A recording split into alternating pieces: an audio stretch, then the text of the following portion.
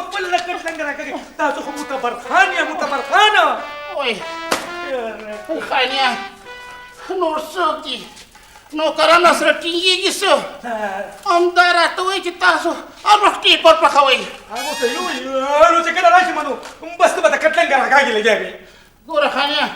دا کټونه چې دي که نه دا په پیسو راغلي په پیسو چې دې خیال ونه ساتي که نه نو دا بیا د سوځېدو شي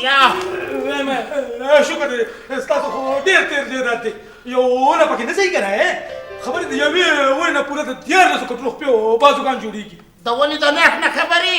یو معمولي ونه په 15 زره به یې وانخلي خانجي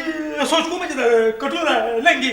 سستېږي ولې چې پکې د هر وخت دا غټ غټ مېلمانه کېدي که نه نو دې کې د کټونو د لنګو څه ګناه ده ته صحیح وې ما سره یو علاج شته څه علاج دی وایه که نه وایم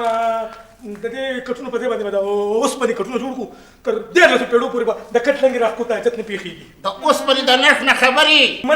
منم چې اوسپنه ګرانه ده خو بل علاج هم شته راسره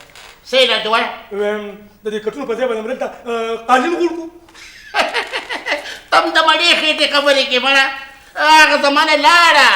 پوه شي که نه او د بل نه د خبر کمه دا بعضې راځي ځکه چې دی که نه سره د پیزار په قالین ګرځي او چاته ویلې هم نه شي چې سره مې لکه پیزار وباسه بس دا زړه طریقه ښه ده ښه وایم هغه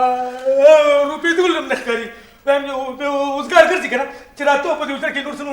کټونو لنګې راښکې نو ښه به نه وه ښه خو وه وایم که ته ورته نه شي ویلې نو زه به ورته ووایم ولې ورته نه شم ویلې ولې زه ته سیالېږم څه